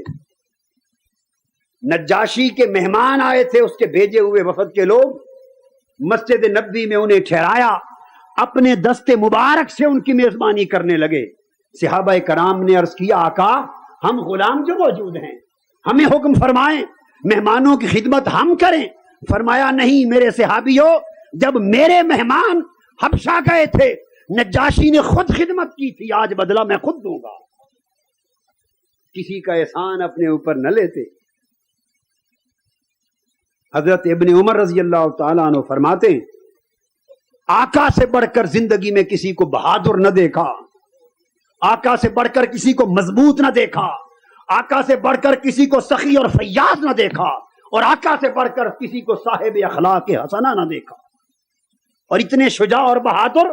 فرماتے ہیں خدا کی قسم کچھ کمزور دل کے لوگ جنگوں میں ایسے وقت آ جاتے کہ تیروں تلواروں نیزوں کی بارش ہوتی، اور کچھ کمزور دل کے لوگ حضور کی آڑ میں پناہ لیتے، اور سب سے بہادر وہ سمجھا جاتا جو میدان جنگ میں حضور کے قریب ہوتا، کہ حضور اس جگہ کھڑے ہوتے جہاں سب سے زیادہ خطرہ ہوتا۔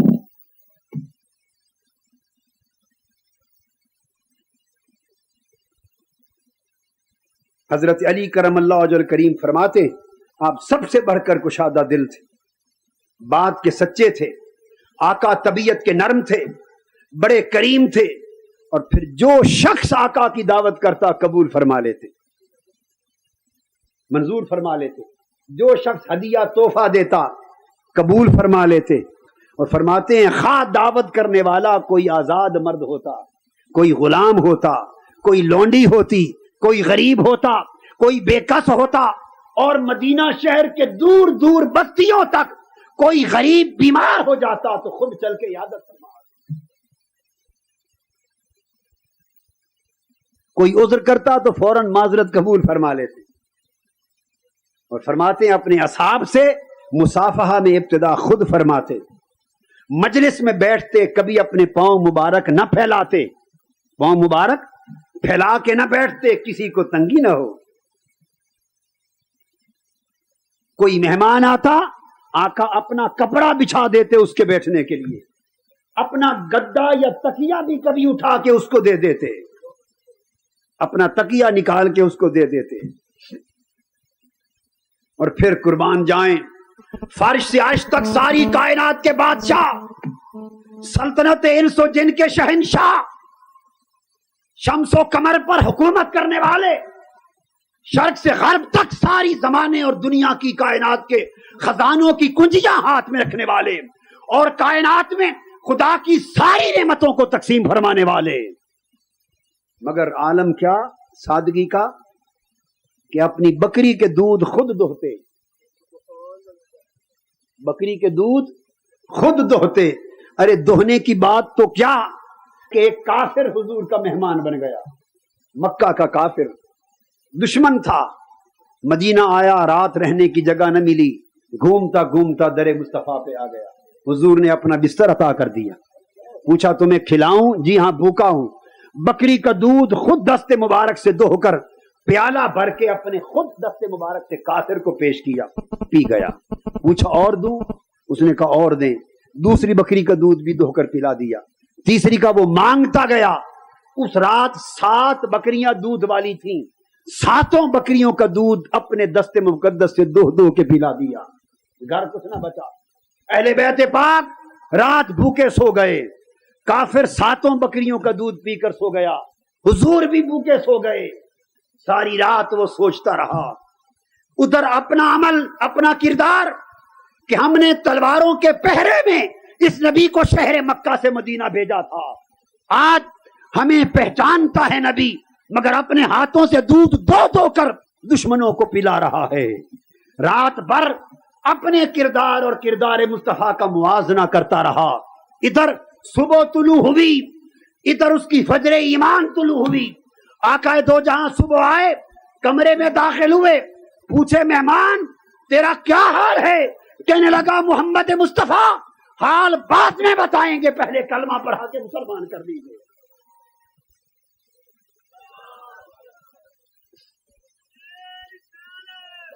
کلمہ پڑھا، مسلمان ہو گیا. آقا نے پھر دودھ دیا، اس نے پی لیا. فرمایا اور دوں؟ عرض کیا نہیں حضور، جب تک کفر اندر تھا، کفر اندر تھا، کھاتے کھاتے پیتے پیتے پیٹ بھرتا نہ تھا. اب کلمہ پڑھا کر آپ نے ایسا نور اندر ڈال دیا ہے کہ تھوڑا سا پی کر بھی سیراب ہو گیا. اپنے ہاتھوں سے بکری کے دودھ دھوتے، اپنے کپڑوں کو خود پیوند لگا لیتے، اپنی نالین پاک کو خود حاجت کے وقت سی بھی لیتے، گھر والوں کے ساتھ کام کاج کروا لیتے، ہر کام میں گھر میں اعانت کرتے، سودا سلف بازار سے خود لے آتے. وہ رش کے ملائک جس کی ایک جھلک کے لیے سارے قدسیان فلک فدرہ پر جمع ہو کر دیکھیں، جس کا سفر معراج عالم مکان نیچے رہ جائے اور لا مقام میں جس کا استقبال خود نور حق کرے، جسے مقام کعبہ کوسین پر اپنی گود قربت میں بٹھایا جائے، جسے بے نقاب اپنا دیدار کرایا جائے، سارا مکہ سارا لا مکہ جس حبیب کے تلوے کے تلے ہو، اس حبیب کا یہ عالم، اس حبیب کا یہ عالم کہ مدینہ کے گلی کوچوں بازاروں میں خود چل کے گھر والوں اور بیماروں یتیموں بیوہ عورتوں کے لیے سودا سلف خرید کے لاتے پھرتے، اور بوڑھیا بیبیوں کے لیے سر کے بوجھ اٹھا کے دے رہے. وہ کافرہ بوڑھیا تھی، دیکھا کہ بوجھ ہے اس کے سر پہ بہت. آقا نے دیکھا، فرمایا بی بی اماں تیرے بڑا زیادہ گٹھڑی بوچل ہے، اجازت ہو تو میں اٹھا کے گھر پہنچا ہوں. فرمایا بیٹا پہنچا دے. سارا بوجھ اٹھا کے کافرہ خاتون کے گھر پہنچے. جب اس کو ساری گٹھڑی اٹھا کے دے دی، جانے لگے تو اس نے پوچھا بیٹے میری ایک بات سن جا، تو نے مجھ پر بڑا احسان کیا ہے، میرا جی چاہتا ہے اس احسان کے بدلے میں ایک نصیحت کر دوں. فرمایا کیا نصیحت ہے؟ بڑھیا کافرہ کہنے لگی سنا ہے کہ یہاں محمد نامی کوئی جادوگر آ گیا ہے، اور سنا ہے جو اس کو دیکھتا ہے اپنا دین پچھلا باپ دادا کا دین چھوڑ بیٹھتا ہے. تو نے مجھ پر بڑا احسان کیا، نصیحت یہ ہے کہ بیٹے کبھی اس جادوگر کے پاس نہ پھنس جانا. آقا جانے لگے، اس نے پوچھا بیٹے نام تو بتاتا جا. فرمایا اماں وہ جادوگر محمد مجھے ہی کہتے. اس نے وہیں کلمہ پڑھا، مسلمان ہو گئے. یعنی یہ خلق، یہ خلق، کیا بولیے، یہ بوڑھی ہے خلق دیکھ کے مسلمان ہوئی، اور ایک اور بڑھیا خلق دیکھتی. ایک قافلہ جا رہا ہے مدینہ طیبہ کی طرف، حضور علیہ السلام آئے، ایک اونٹ کا سودا کیا، قافلے والوں کا اونٹ پسند آ گیا، سودا کیا، قیمت چکا دی. فرمایا انتظار کرو، میرے پاس اس وقت پیسے نہیں، میں مدینہ جا کر پیسے بھیج دوں گا. اتار لے کے چل دوں. قافلے والے بس چہرہ دیکھتے ہی رہ گئے، یہ ہوش ہی نہ رہی کہ اتا پتہ ہی پوچھ لیں کہ آپ ہیں کون، نام کیا ہے، پتہ کیا ہے، بھیجیں گے بھی یا نہیں. بس دیکھتے ہی رہ گئے. آقا اونٹ لے کے چلے گئے. جب چلے گئے تو کسی نے پوچھا بھائی تم نے کیا حماقت کی؟ وہ لے گیا تمہارا اونٹ، تم نے نام پوچھا، پتہ نہیں پوچھا، خدا جانے پیسے بھیجے بھی یا نہ بھیجے. ایک بڑھیا بول اٹھی، مسلمان نہ تھی. اس نے خلق دیکھا تھا، اس نے خلق دیکھا، صورت دیکھی. بڑھیا بولی، اس نے کہا نادان قافلے والو کیوں پریشان ہوتے ہو، تم نے اس گاہک کا چہرہ نہیں دیکھا تھا؟ ایسے چہرے والا کبھی جھوٹ نہیں بول سکتا. انتظار کرو. بس انتظار کیا، قیمت بھی آ گئی اور ساتھ قافلے والوں کا کھانا بھی آ گیا. حضرت جابر بن سمرہ فرماتے ہیں کہ بیٹھنے کا معمول یہ تھا، کبھی 4 زانوں بیٹھتے چوکڑی مار کے، کبھی 2 زانوں بیٹھتے 2 زانوں، اور کبھی اس طرح پاؤں کو کھڑا کر کے بھی اس طرح بھی بیٹھتے کہ آقا دونوں ہاتھ اپنی بغل میں دے لیتے، اس طرح دونوں ہاتھ کبھی بغل میں دے لیتے، چلتے اطمینان کے ساتھ، کسی وقت بھی تنگی محسوس نہ ہوتی، طبیعت میں سستی محسوس نہ ہوتی، نہ زیادہ تیز چلتے نہ سست ہو کر چلتے، چلنے میں خرام میں بھی ایک وقار، ایک تمکنت ہوتی، اور جب کلام کرتے بڑی وضاحت کے ساتھ کرتے، حتیٰ کہ ایک ایک لفظ کوئی گننا چاہتا تو گن بھی سکتا،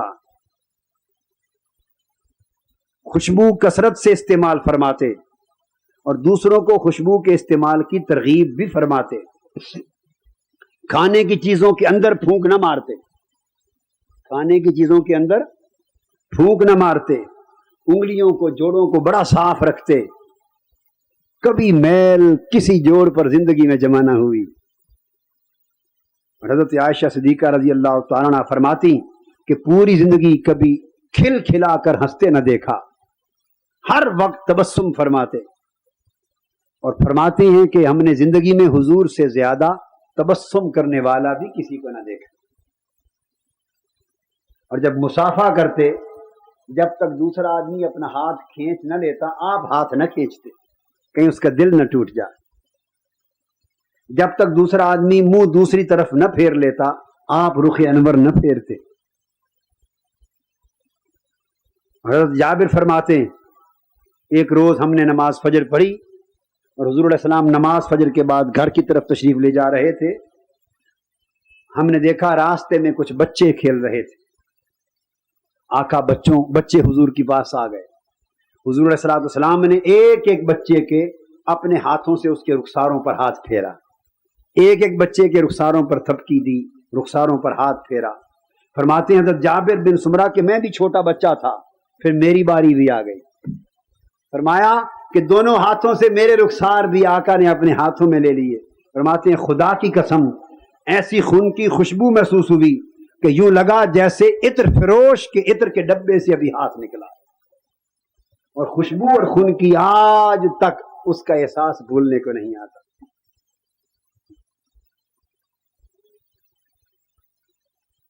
حضور نبی اکرم صلی اللہ علیہ وآلہ وسلم کی نسبت ابن ابی حالہ فرماتے ہیں کہ ہمیشہ پھول کی مانند کھلے رہتے، خوش اخلاق اور نرم خو تھے،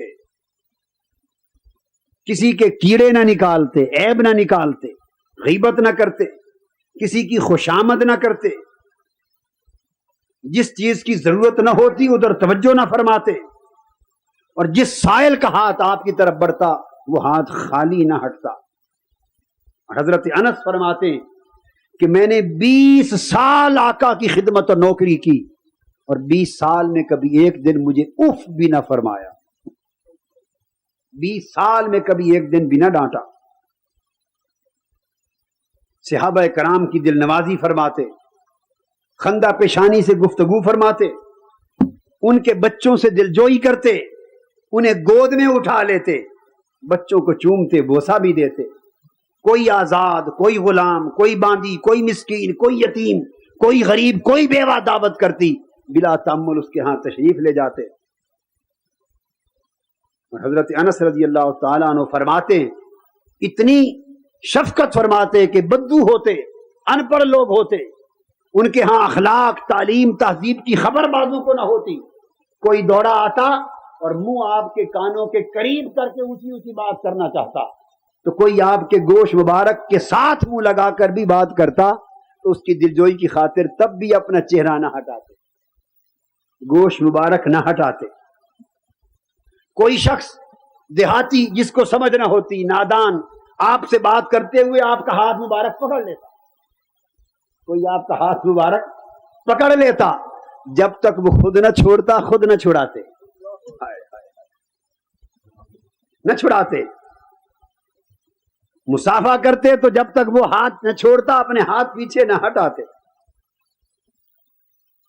اور صحابہ کرام کو پیارے پیارے ناموں سے بلاتے، پیارے پیارے ناموں سے بلاتے، کسی کی بات نہ ٹوکتے، کوئی تجاوز کرنے لگتا تو روک دیتے، تجاوز کرنے لگتا تو روک دیتے، یا بات ناپسند ہوتی تو اٹھ کر چلے جاتے۔ اور کرم یہ کہ اگر کوئی حاجت مند آتا اور نماز پڑھ رہے ہوتے تو حاجت مند کی خاطر اپنی نماز بھی مختصر کر دیتے، نماز بھی مختصر کر دیتے، اس کی حاجت روائی کرتے، اس کی ضرورت کو پورا فرماتے، پھر دوبارہ نماز مکمل کر لیتے۔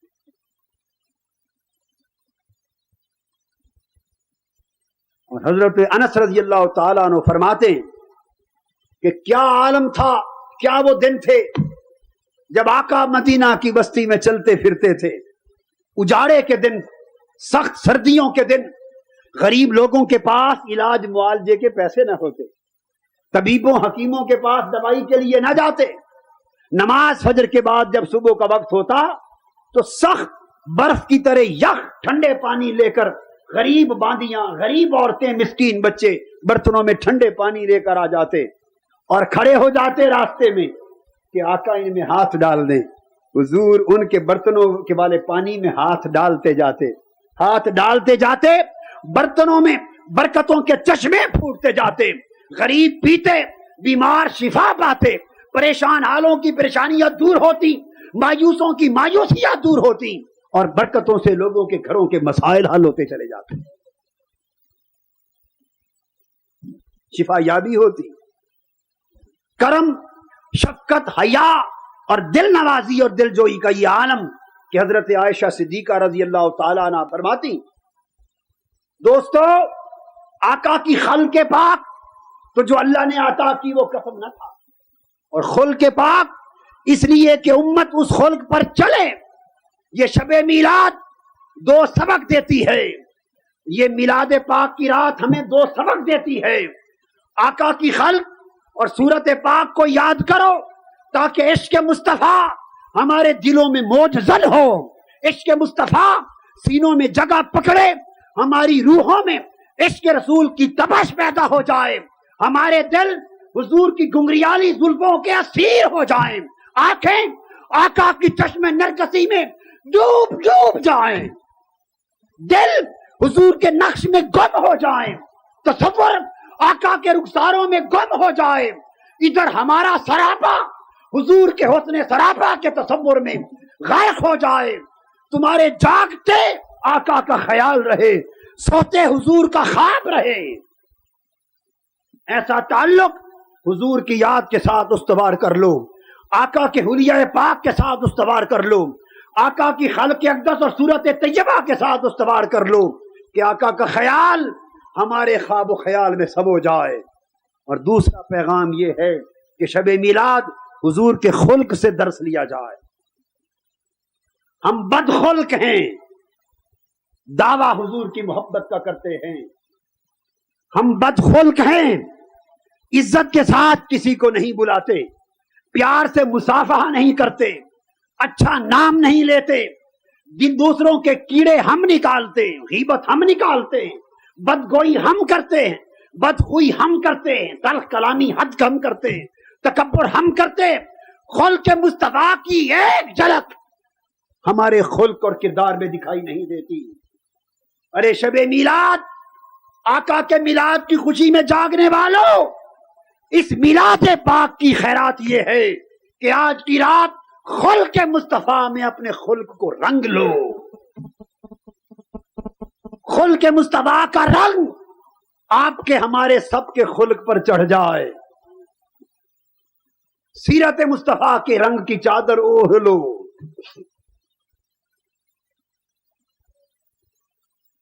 حضرت عائشہ صدیقہ رضی اللہ تعالیٰ عنہ فرماتی کہ ایک مرتبہ حضور علیہ الصلوۃ والسلام چادر لے کر لیٹے ہوئے، اوڑھے ہوئے جاگ رہے ہیں، لیٹے ہوئے، دو چھوٹی سی ننھی منی بچیاں، چھوٹی چھوٹی بچیاں دف لے کر آئیں، عید کا دن تھا اور آقا کے پاس بیٹھ کر دف بجانے لگیں۔ اتنے میں سیدنا صدیق اکبر رضی اللہ تعالیٰ عنہ آ گئے، آپ نے دیکھا، ان بچیوں کو جھڑکا، سختی سے منع کیا، حضور کے پاس دف کیوں بجا رہی ہو؟ آقا نے چہرے انور سے چادر ہٹا لی، فرمایا ابو بکر چھوٹی بچیاں ہیں جھڑکتے کیوں ہو؟ عید کا دن ہے انہیں خوشی کر لینے دو. عید کا دن ہے چھوٹی بچیوں کو خوشی کر لینے دو. ہم نے کیا سمجھا ہے خلق مصطفیٰ کو؟ ہم تو نیرے کرخت ہیں, نیرے سخت ہیں, نیرے خشک ہیں. نرمی کا وجود نہیں ہمارے اندر. کسی کی دلجوئی ہم نہیں کر جانتے.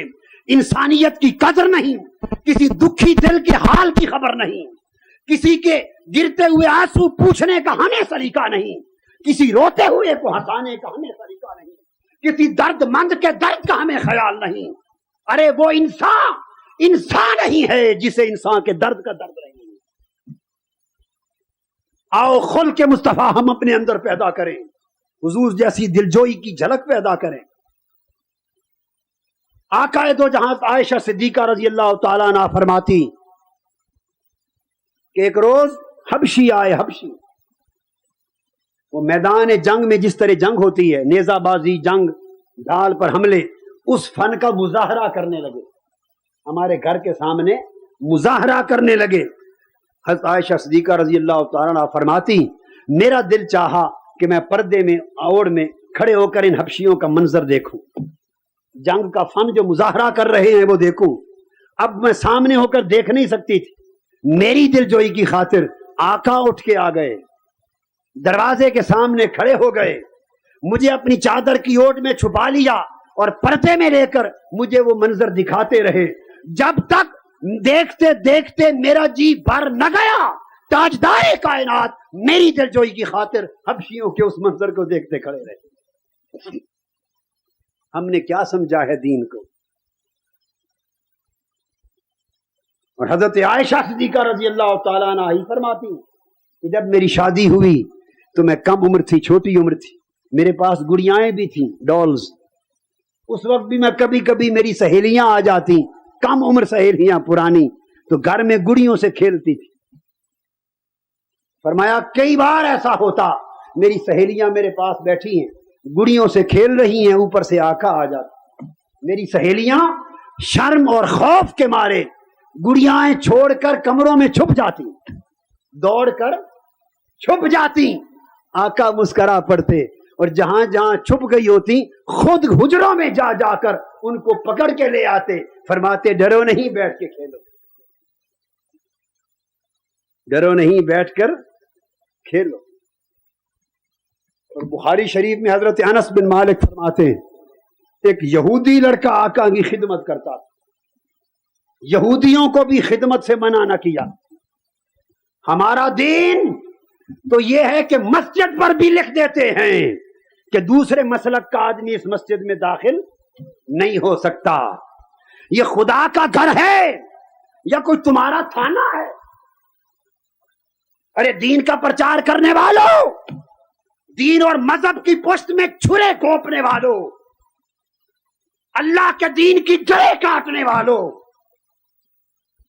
امت مسلمہ کو تباہی کے گڑھے میں دھکیلنے والوں, غور کرو. دین کو جو نقصان ہمارے ہاتھوں, تبلیغ کرنے والوں کے ہاتھوں, دین کے پرچارکوں کے ہاتھوں پہنچ رہا ہے وہ کسی اور کے ہاتھوں نہیں. اگر ہم دین کی یہ تبلیغ کرنے والے لوگ اور یہ دین کی مذہبی جماعتیں اگر یہ زندہ سلامت رہیں تو دین کو کسی اور دشمن کی ضرورت نہیں.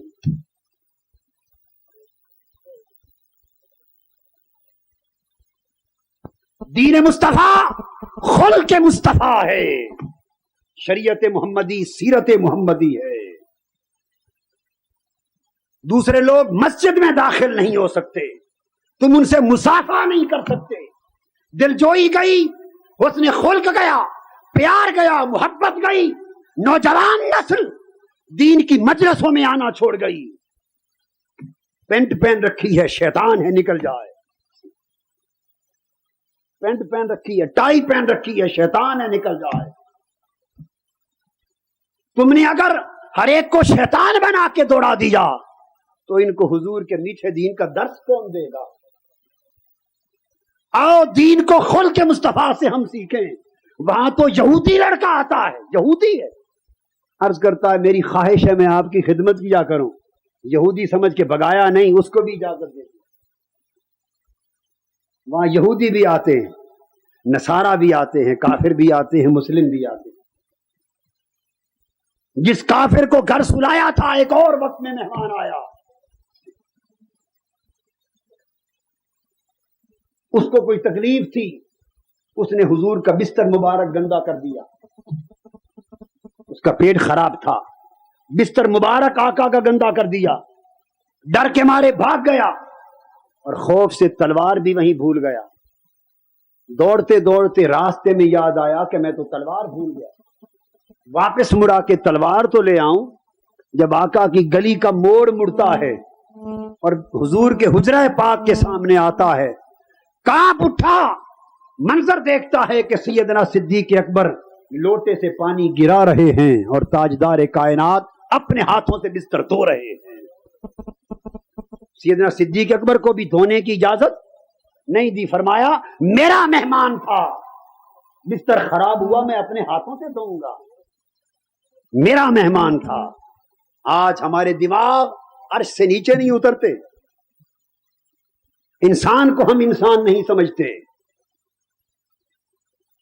یہودی بچہ خادم ہے, آقا کی مجلس میں بیٹھتا ہے. ایک دو روز نہیں آیا, حضور نے پوچھا وہ یہودی بچہ نہیں آیا, کیا بنا؟ عرض کیا گیا حضور وہ بیمار ہو گیا. فرمایا چلو یہودی کے گھر اس کی عادت کے لیے چلے. اس کے گھر مزاج پرسی کے لیے گئے. اس کے گھر مزاج پرسی کے لیے گئے. آج ایک مسلک کا دوسرے مسلک کی تو قضا مزاج پرسی کرے گا, ایک مسلک کے اندر کوئی نہیں کرتا. ایک مسلک کے اندر سلام کوئی نہیں لیتا. مولوی مولوی سے سلام نہیں لیتا, پیر پیر سے سلام نہیں لیتا. میں غلط کہہ رہا ہوں جی؟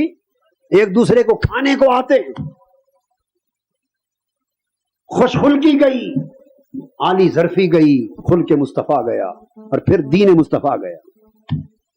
آقا عیادت کو چلے گئے, اس کے بستر پہ بیٹھ گئے. اس کی حالت دیکھی تو فرمایا کہ میرا کلمہ پڑھ لے. گھر آئے کبھی نہیں فرمایا تھا کلمہ پڑھ لے. اس کے گھر جا کے فرمایا کلمہ پڑھ لے. یہودی بچہ بیمار تھا, اس نے اپنے باپ کو دیکھا کہ میرا باپ کیا کہتا ہے. یہودی باپ نے جواب دیا مجھے کیوں دیکھتے ہو, خوش نصیب ہو کہ محمد گھر آ کر دعوت دے رہا ہے صلی اللہ علیہ وسلم. پڑھ لو جو حضور فرماتے ہیں. بچے نے کلمہ پڑھا, لا الہ الا اللہ محمد رسول اللہ. کلمہ پڑھنے کی دیر تھی, حضور اٹھے, اس کی روح قفس انصری سے پرواز کر گئی, فوت ہو گیا. دراصل کرم مصطفیٰ نے گوارا نہ کیا کہ چلو یہودی صحیح مگر میری نوکری تو کرتا رہا 4 دن. دیکھ لیا کہ مرنے والا ہے, اگر اسی حال میں مر گیا دوزخ میں جائے گا, اور یہ میری غیرت رحمت گوارا نہ کرے گی کہ بے شک یہودی ہو نوکری مصطفیٰ کی کرتا رہے اور جلے دوزخ میں. اٹھنے سے پہلے کلمہ پڑھا لیا تاکہ نوکری کا صلہ دے کر جاؤں. کلمہ پڑھایا, جنازہ پڑھایا, جنت روانہ کر کے گھر آئے. دوستو, آقا کا میلاد پاک ہم سے تقاضا کرتا ہے کہ ہم آقا کے عشق میں فنا ہو جائیں. یہ دور مادیت کا دور ہے, ایمانی قدریں پامال کی گئی, مذہبی اخلاقی قدریں پامال ہو رہی ہیں, اور آنے والے وقت بڑے تاریک دنوں کے دن ہیں. مسلمانوں مایوسی کے دن ہیں, مگر اللہ کی رحمت سے مایوسی نہیں. احوال مایوسی کے, دین کی جڑیں کاٹی جائیں گی, جا رہی ہیں. اخلاق محمدی ختم ہو رہا ہے, ایمان ختم ہو رہا ہے. ایسے حالات میں اپنے ایمان کو مضبوط کرنے کے لیے ضرورت یہ ہے کہ عشق مصطفیٰ کے چراغ سینوں میں جلائے جائیں, اپنی اولادوں کو عشق مصطفیٰ کا سبق دیا جائے, خلق مصطفیٰ عام کیا جائے, سیرتوں میں خلق مصطفیٰ کا نور پیدا کیا جائے, اپنے کٹے ہوئے تعلق گنبد خضرا کے ساتھ جوڑے جائیں, گنبد خضرا کے ساتھ جوڑے جائیں. آقا کی سب سنہری جالیوں کے جلوے آنکھوں میں بسائے جائیں. شہر مدینہ کے گلی کوچوں سے محبت پیدا کی جائے. حضور کی زلف و رخسار کے ترانے ہماری روحوں کی وادیوں میں گونجتے رہیں. دل کے تار غم مصطفیٰ کی انگلیوں کے ساتھ چھیڑتے پھریں. جدھر جائیں محمد محمد کریں دے گزر گئی. محمد محمد کریں دے گزر گئی، محمد محمد کریں دے گزر گئی، احد کولو احمد گلے دے گزر گئی۔ لوگوں اپنے ایمان کو حضور کے عشق کے ساتھ باندھ دو،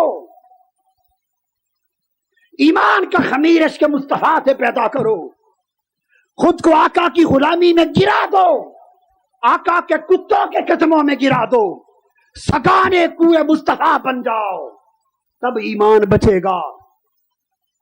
ظلم کا زمانہ آ رہا ہے، لادینیت کا زمانہ آ رہا ہے، کفر و طاغوت کا زمانہ آ رہا ہے۔ امریکہ، واشنگٹن، اسرائیلی یہودیوں سے بڑے دشمن دین کے خود آپ کے ملک میں پیدا ہو گئے ہیں، دین پر بڑی ضربیں آ رہی ہیں، تمہاری نسلوں کے ایمان کا بچاؤ مشکل ہو جائے گا، اسلام کی حفاظت مشکل ہو جائے گی۔ غفلت کی نیند ختم کر دو،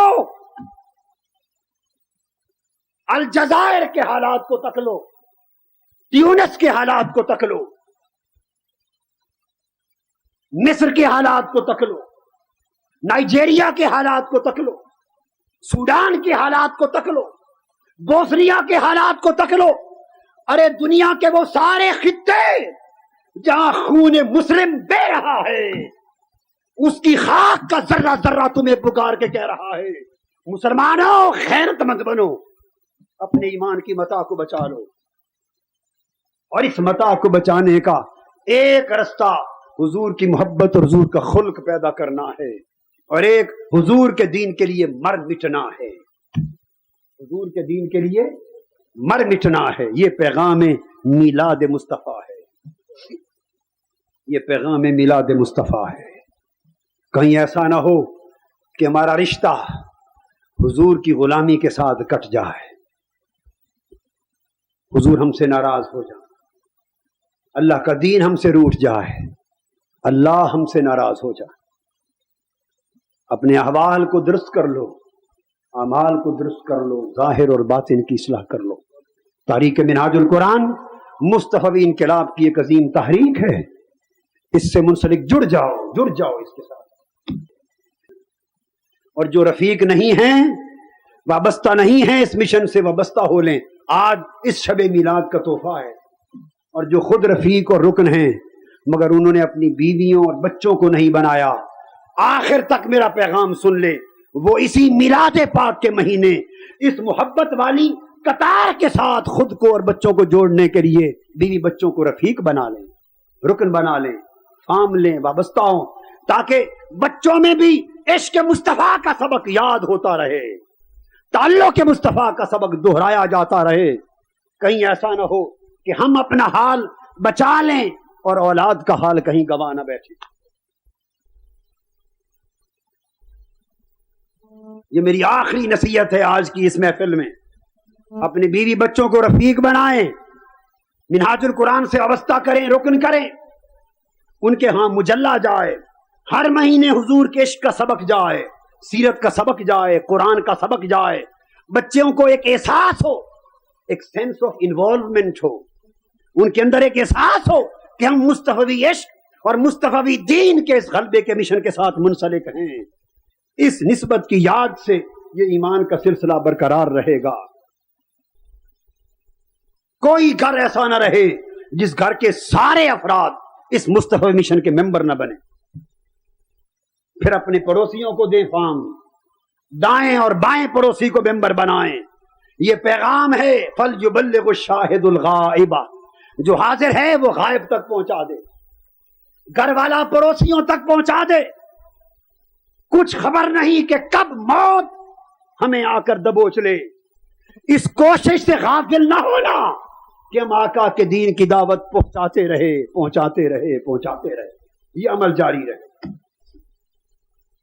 اختتام پہ پھر یاد دلا رہا ہوں، میں نے کچھ باتیں آج کر دی ہیں جنہیں آج ہی کرنا تھا، اور میں امید کرتا ہوں کہ اس دعوت کو اپنے تک نہیں بلکہ 10 گنا آگے بڑھائیں گے، اور 10 ستمبر کو ایک متلاطم سمندر کی شکل میں آ کر مصطفی انقلاب کے اس پیغام اور اعلان کو سنیں گے۔ اللہ پاک ہمیں آقا کے عشق و محبت اور غلامی کی دولت اور متاع عطا فرمائے۔ وما علینا الا البلاغ۔ شیخ الاسلام ڈاکٹر محمد طاہر القادری کے آفیشیل یوٹیوب چینل کو سبسکرائب کریں اور بیل آئیکن کلک کریں۔